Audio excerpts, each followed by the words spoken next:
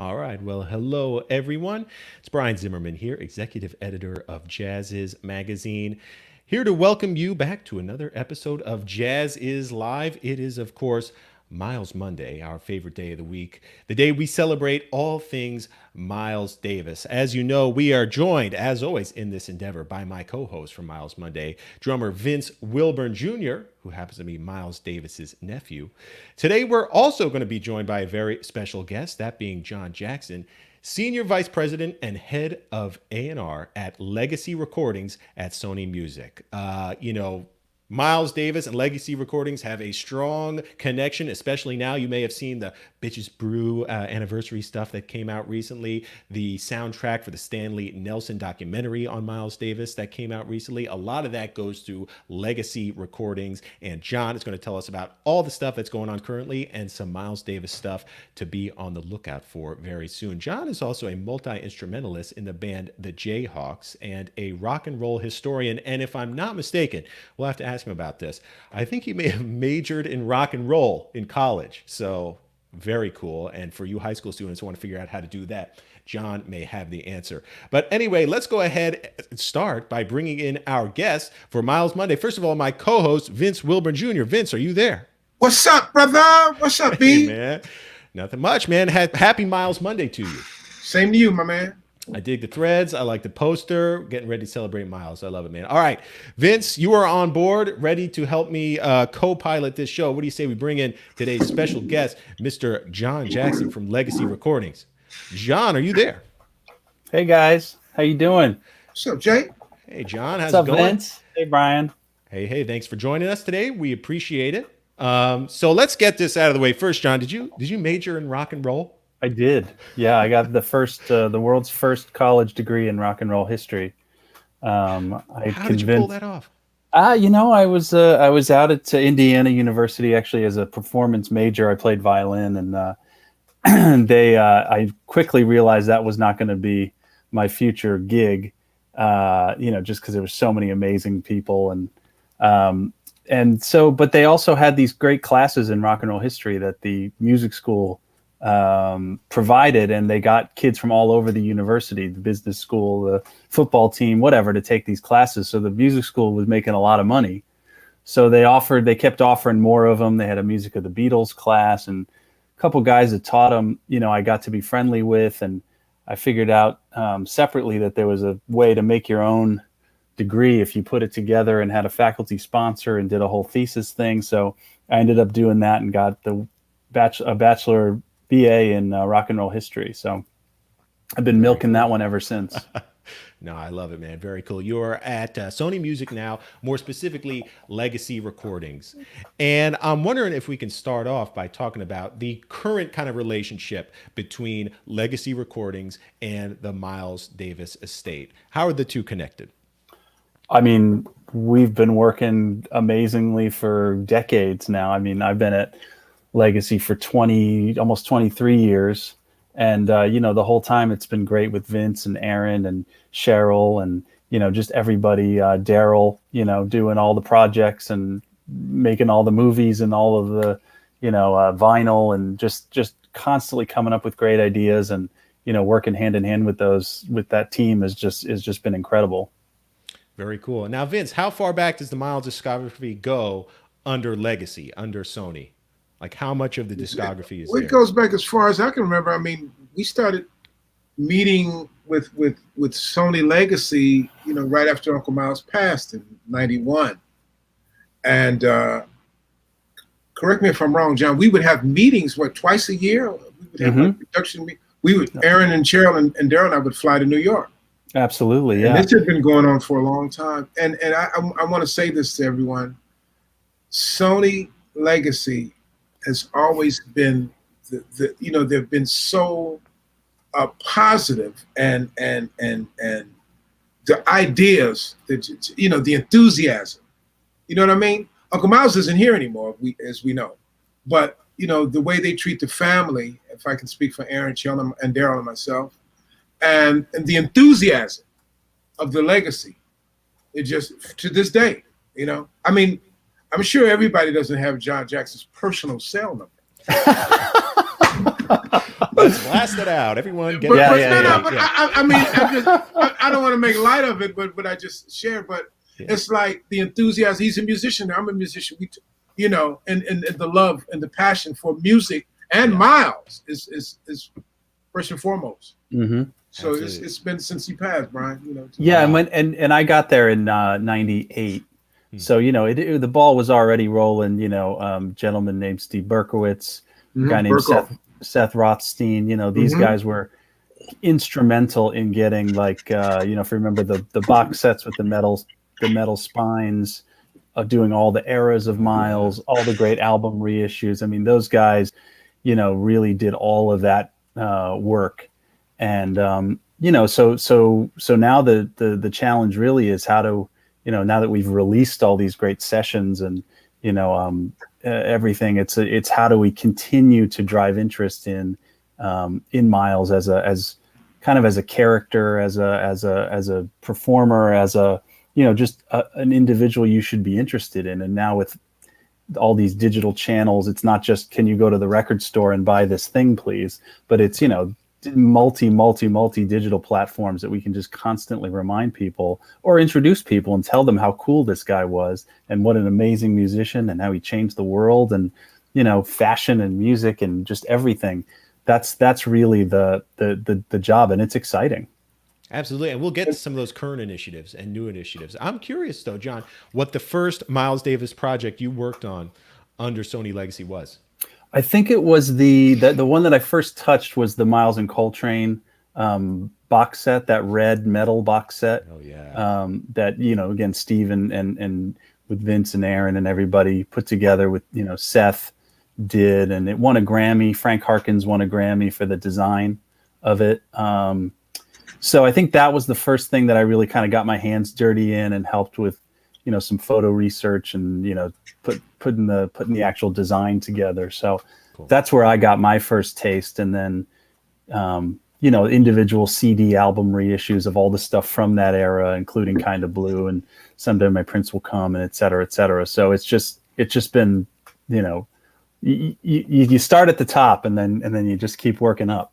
Totally. Was there a project that you were especially proud of for maybe its historical significance, unreleased material, new bonus material, something like that? I mean, the one that's my favorite is the one of the second quintet, the Herbie and Wayne and Tony that quintet is kind of my favorite one that I go back to and listen to, but that's completely subjective. And right. I mean, the thing that I got the biggest kick out of was helping Vince put the soundtrack together for Stanley's film, Oh, yeah. Just because it was, I mean, how do you condense right. the movie and the so idea? You were just curating tracks for this, you and Vince? Exactly. Yeah. Based on what was in the film, and the way Stanley was able to tell the story. And then we used some of the interview stuff that Stanley had gotten for the film, with Carlos or with Herbie and a bunch of other folks, and use them as little bumpers to sort of tell the reason for the track. That was really cool, right, John? Yeah.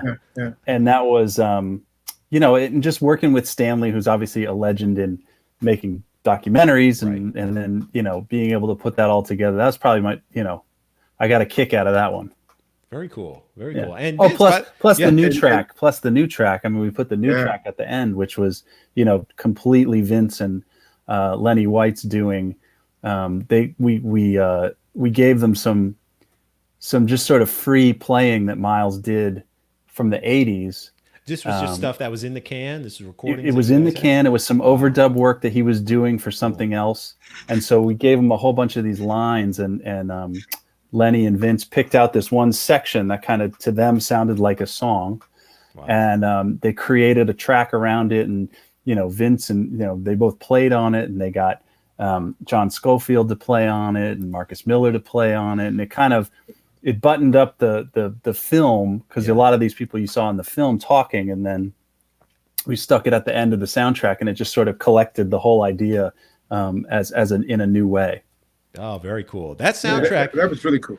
Is that Yeah. that's available on the site, right? The Miles Davis shop, Yep. Vince? Oh yeah, Legacy. yeah, Okay, definitely. along with all this stuff, right? All Yeah, this yeah. legacy stuff. Absolutely. Yeah, very cool.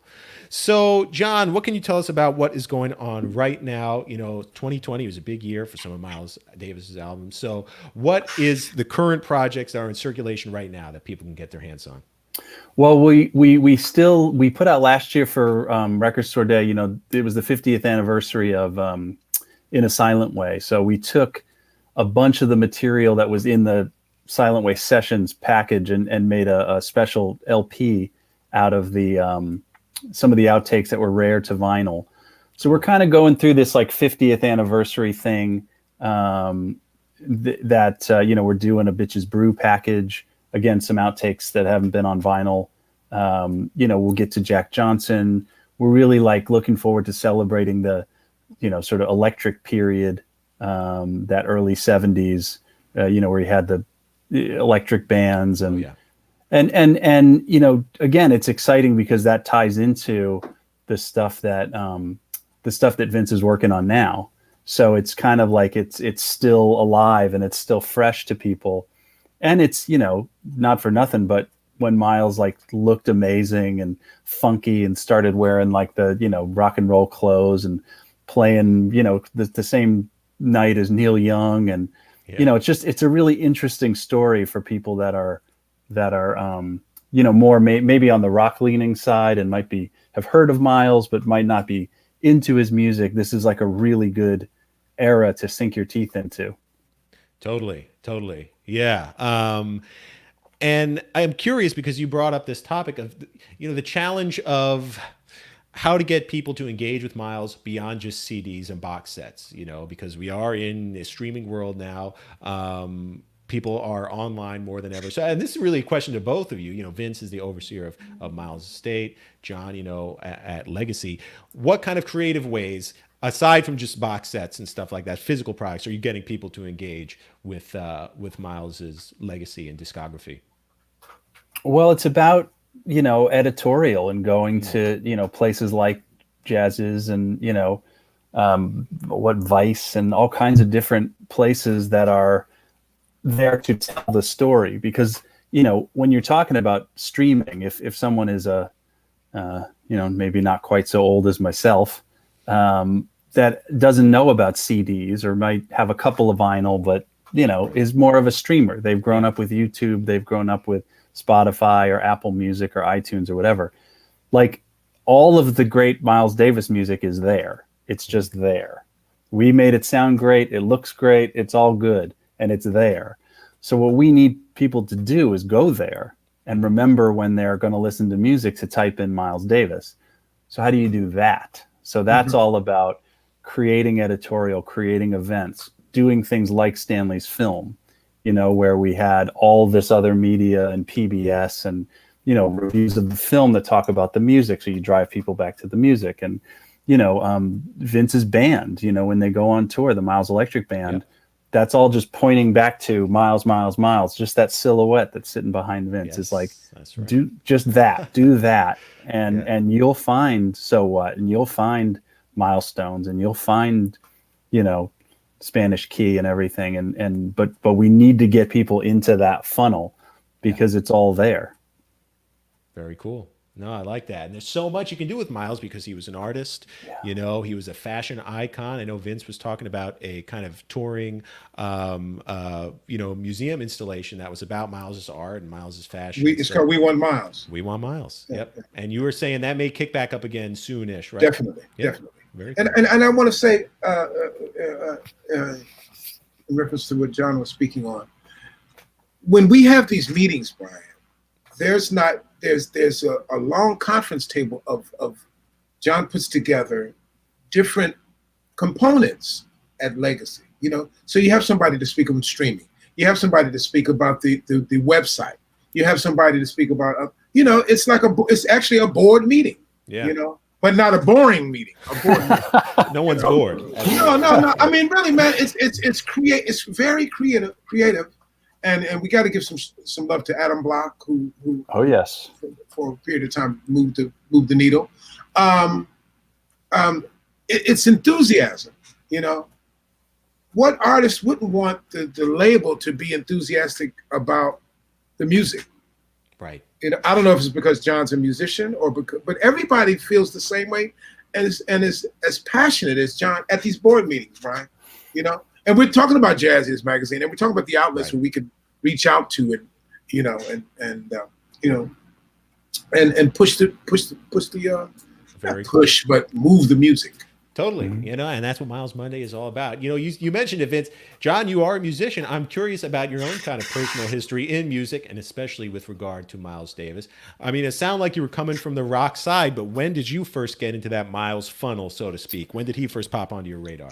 Well, funny enough, I think it was the electric stuff. I think it was Bitches Brew was the first thing, because when I was in high school, and it was when all the shredding guitar players were all the rage and everything. And, and so people would say, oh, you got to hear this. If you like blah, blah guitar player, you'll love John McLaughlin. And he goes crazy on these tracks. And, that music is not the easiest music to be your first sort of foray into somebody. So at first I was like, it's, I get it. It's cool, whatever. But then, I think the next thing was the obvious, Kind of Blue, or, something that was in the more acoustic melodic stuff, and you go, oh, I get it. And I get how that connects to this, and how these players connect to these players, and what, Miles was doing. And it's not the easiest, it's not the easiest music to listen to. It's not pop music. It's not, for the mass audience, of course. I'm not talking about, obviously, jazz fans, but there's so much there to hook them into. And if they like funk, you can listen to On the Corner. If they like, very, very approachable music, here's, Blue and Green or something like that. And it just runs the gamut. Miles was one of the first guys to get into electronic music of any kind, use samplers and keyboards and that sort of thing. So there's something there for everybody. If you just give it a chance. Totally. A Miles for every mood, as we like to say on the show. Now, have you ever, you've been there for 20 years, have you ever seen in person the man, the myth, the legend? That is Miles Davis. You ever met him? You ever been to a concert? Oh, no. Okay. No, he passed in 91, so I was still in high school at that point. But he, obviously his legend looms large. We've got pictures of him up all over the place. And as I was saying before, our photo archive is just chock full of amazing pictures of Miles. And so I feel like he's everywhere, even though he's not with us. Very cool. Very cool. Well, before we get into what's new and what's coming out under Legacy, if you're able to tell us, you can mention something new for Jazz Is. That would be our August 2020 digital issue. Jeff, if you could pull that up. There it is. This one is all about, we got Brian Bromberg on the cover, great bassist, talking about his tribute album to Jimi Hendrix.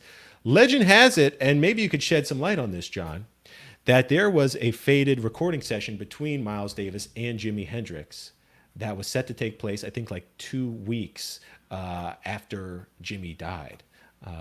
Is there any truth to that? You're the rock and roll historian. Do you know? I've heard about that. I think I've seen something online that I'm pretty sure is fake, where it's like a letter to Paul McCartney saying, "Hey, we're doing this session. Do you want to play bass on it?" I'm like, that can't be real. That can't be real. So, I've heard that there's rumors of these things, but rumor that's out there. But exactly. Anyway, yes. So we're talking Jimi Hendrix in the new issue. You'll need a digital subscription to read it, people watching. But fortunately, right now, for Jazz Is live viewers, we're offering a special subscription rate for just 99 cents per month. For 3 months, you can unlock unlimited digital access to all of our digital issues. Plus, we'll enroll you to receive a complimentary print issue come September. That's when we're sending out our fall 2020 issue, which is all about the art of the album. We're talking about our appreciation of physical albums here. That's what this issue is all about. Collecting albums, producing albums, album cover art. Miles Davis has had some fantastic cover art in his day. That issue is coming out in September. You sign up for the digital subscription now. You'll receive it come September. All right. Anyway, Vince, John, so is there anything in the can, maybe from Sony Legacy, that people can be keeping an eye out for, an ear out for, any inkling of anything we can know about on the horizon? Well, I mean, all I'll say is that, that the period the period when, he comes back to making music again in the 80s is a period that, let's just say, is largely untapped. I know Warner's has done some stuff in the last couple of years, but before he left Columbia, he left behind a lot of stuff, including some projects where we're going, I don't know what this is about. Like, it's not a live album, it's not a studio album, it's just him playing. Wow. So we're looking into that material. You've got some ideas. Very and cool. then Vince continues to work away on some music as well, and there may be some more of that coming up, but milesdavis.com or Jazz Is, that's where you'll find out first. That's right. We will certainly let you know. Well, if there anything else like the archival material you've been doing, the box sets, just loaded with photos, great liners, the album. Again, I've been putting together an article on album art for the past 3 months, and nice. Just flipping through the stuff that you've done with those box sets is beautiful. It's beautiful. So we will be on the lookout for that. Vince, how about you, man? What's going on with merch? I know you got masks. I know you got hoodies. We have this. I think the new Sketches of Spain is coming out soon. It's a whole line of t-shirts and hoodies. Aaron isn't, he's the man for that, but he couldn't make the Zoom today, the Facebook today. Just go to milesdavis.com, man. We're masked. We're doing everything. Beautiful. We'll brainstorm. And when I got to say this, I talked to John. I can't talk to him physically because we're both busy. But even in the pandemic, with his new edition. But some things going on with Q-Tip, maybe later in the future that we're excited about. And John and I text each other. What do you think of this? What do you think of that? And it's I gotta say it, man. It's beautiful to have a cat like that, to say, hey, Vince, we're going to push the, I'm going to say this, John. I wanted to finish the electric band project because we have to mix, but John made a very, prevalent statement. He said, hey, man, we want you to tour. Right after we mix, we want to put it out and get the band out there to tour. So, of course, we can't tour. So that's on hold, but we're looking forward to that. Lenny and I are going to mix the record in New York, and then put the music out and tour it with behind it. Yeah. And it's in the spirit of Miles. Right. John has allowed us not to, and we didn't want to rehash it. That music's already been recorded and played and it's historic. But John has given us a project where we can, in the spirit of Miles, when we can record it, and so that's what you're going to hear with all these beautiful players, like Ron Carter, Wallace Roney, the list goes on. Skoll, Lenny, Bernard Wright, Marcus. Wow. And that's exciting, So there's never any like pushback, from Sony or from Legacy. It's always like, what can we do to move, move Miles? Beautiful. And that's important, man. You find a lot of musicians can't get a budget.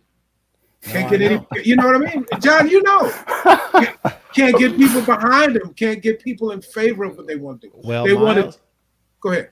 No, let me just say this. Yeah, finish it. And then they tell you what they want you to record. Right. John's like, oh, Lenny White? Oh, cool. They bring it on. I and then he was very honest with how much we can work with, say, hey man, can you work with this? Cool. Right. And if you need a little something else, come back to me. But what am I going to tell Lenny White what to do? Right. And I remember the first meeting with Lenny and up at Sony, and it was so cool. Everybody. I was fanning out. John was fanning out. and then we went right over to New Jersey and started recording. Yep. John, you okayed the making of. Mm-hmm. So that's right. We got all those cool photos and everything. Brian, you got to see this. Check this out. John's got it. Okay. John can okay that too. But it's all relative in moving Miles. Totally. They came and shot, and we did a thing for the jazz magazine in Japan, Rika. Yep. So yeah, and the box sets win Grammys. Yeah, I know. That's killer, They're man. beautiful, man. Yeah. They're so beautifully curated. They have amazing liner notes. That's what I'm saying. And Miles, is this important, to enshrine this legacy? We were talking to Carlos Santana on this show. He said, if I could, I would make a museum dedicated to Miles Davis. Let me tell you something. Wait. I went to when Carlos lived in San Rafael. He had a like a chapel, like off his second home, in the back of his home.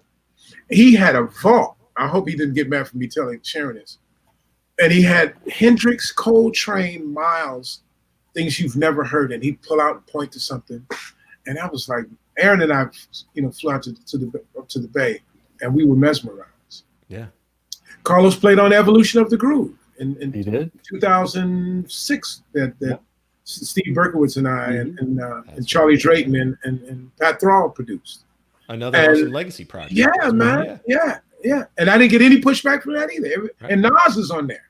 Mm-hmm. Very Nas cool. and his dad, Olu Dar. But B, I'm going to say with John here is never like, no, Vince, that's crazy. No, you can't do that. Really. It's like, oh yeah, well let's. How can we make it happen? Yeah, really, man. That's cool. That's cool. Yeah, it is. Yeah, with Miles, that's the attitude you got to have. And John, so thank you, for all the stuff that's out right now. Yeah, man. Stuff that's forthcoming.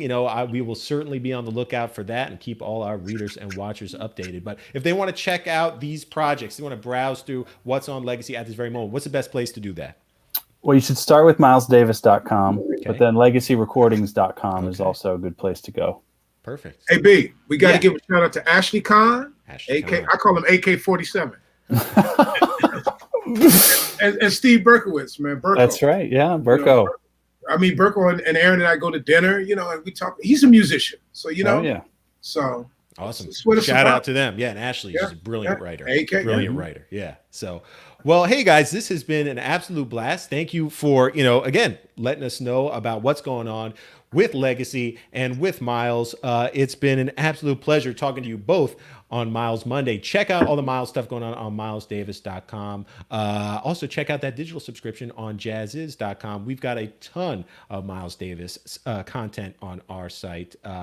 Digital subscription. Now is the time to start it. John, Vince, thank you to you both for coming on today. Thanks, guys. Thanks, John. Thanks, Vince. I'll text you later. Jay, send me some photos, man, of the baby. I will. Give me a little Miles shirt. There we go. Oh, yeah. They have that at the shop? Yeah. Because I've got a 9-month-old too, man. There you go. Some Miles Davis baby mailing address, baby. We got you. There you go. Very Aaron and I send it out. Thanks, guys. Thanks, everybody. Thanks, everybody. Appreciate it. Peace. Bye-bye. Love. Bye. All right. Well, thank you to our guests today, Vince Wilburn Jr. and John Jackson. Sincerely appreciate them coming on to celebrate Miles Monday. For more info on everything Miles Davis, go to milesdavis.com. For more info on us, check out jazziz.com. That's where we have put together, again, that digital subscription, 99 cents for 3 months. That'll do it for today's show. If you like what you saw, follow us on Facebook, subscribe on YouTube, hit that notification bell so you know whenever we're going live. Thanks for watching today, everyone. I'm Brian Zimmerman. I'll see you next time. So long.